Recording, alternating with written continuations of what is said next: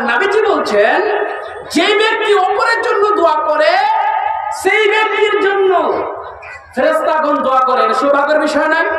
আমার দোয়া কবুল হতে পারে, না হতে পারে, কি গ্যারান্টি আছে? তো ফেরেশতার দোয়া কবুল হবে কি হবে না বলেন? জি হবে। শেখ সাহেব ভুল বললাম কথাটা?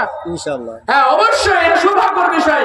সব সময় অপরের জন্য দোয়া করবেন এবং অন্তরকে পরিষ্কার করবেন, তাহলে আপনি এগিয়ে যেতে পারবেন এবং আপনার যেগুলো আপনার মনের মধ্যে যেগুলো কল্পনা রয়েছে, অবশ্যই অবশ্যই আপনার কল্পনা আল্লাহ কবুল করবে, ইনশাআল্লাহ করবে। মা হোক, বোন হোক, ভাই হোক, যদি আপনার বাপের সম্মান রাখতে যদি আপনি পারেন, মায়ের যদি সম্মান রাখতে পারেন, বাবাকে যদি জাহান্নাম থেকে বাঁচাতে পারেন, মাকে যদি জাহান্নাম থেকে বাঁচাতে চান, তাহলে অবশ্যই অতি শীঘ্রই এই মাহফিলে উপস্থিত হন। যদি যারা রয়েছেন অবশ্যই তাদের বাপ তার ওয়াইস দুনিয়াতে নেই, এই কথাই চূড়ান্ত, ঠিক কিনা ভাই? যারা বর্তমান এই পার্শ্বে যে মেলা হয়ে লেগেছে, সেই মেলাতে যারা যে যুবক যুবতী রয়েছে তাদের ওয়াইস দুনিয়াতে নেই, এই কথাই চূড়ান্ত, ঠিক কিনা? যদি ওয়াইস থাকতো অবশ্যই এই মুহাম্মদ সাল্লাল্লাহু আলাইহি সাল্লামের এবং আল্লাহ পাক রব্বুল আলামিনের মাহফিলে উপস্থিত হতেন। তাই সম্মানিত দিনী ভাই, আমি আপনাদেরকে কোরআন এবং হাদিস থেকে গুরুত্বপূর্ণ আলোচনা শোনাবো, তাই বলে আমি কালিয়াচক থেকে এসেছি। আলহামদুলিল্লাহ, আল্লাহ আমাকে সকলকে কবুল করেছেন, আলহামদুলিল্লাহ।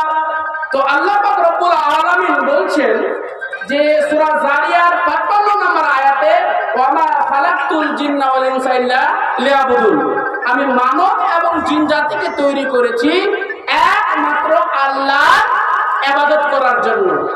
মানব এবং জিন জাতিকে আল্লাহ পাক রব্বুল আলামিন তৈরি করেছেন কিসের জন্য বলেন? আল্লাহর ইবাদত করার জন্য। এই কথা চূড়ান্ত। আর পৃথিবীতে, এই পৃথিবীতে যা কিছু তৈরি করেছে মানুষের উপকারের জন্য, মানুষের জন্য।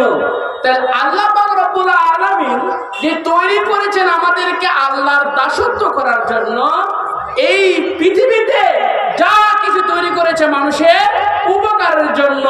আমরা কেমন মুসলমান একটু আপনাদেরকে বুঝাই। আল্লাহ আমাদেরকে সমস্যার সম্মুখীন করবেন না, তার কারণে দুনিয়াতে আল্লাহ সমস্ত কিছু তৈরি করেছেন। আর আমরা কেমন মুসলমান আল্লাহ তাবারক ওয়া তাআলার সঙ্গে প্রতারণা করছি, আল্লাহ তাবারক ওয়া তাআলাকে ধোঁকা দিচ্ছি, আল্লাহ তাবারক ওয়া তাআলার সঙ্গে শত্রুতা করছি না? অবশ্যই আমরা আল্লাহ পাক রব্বুল আলামিনের সঙ্গে প্রতারণা করছি এবং আল্লাহ পাক রব্বুল আলামিনের সঙ্গে ধোঁকা দিচ্ছি। যে আল্লাহ পাক রব্বুল আলামিন আমাদেরকে তৈরি করেছেন, সৃষ্টি করেছেন, আল্লাহর একটা উদ্দেশ্য আছে, আমার দাসত্ব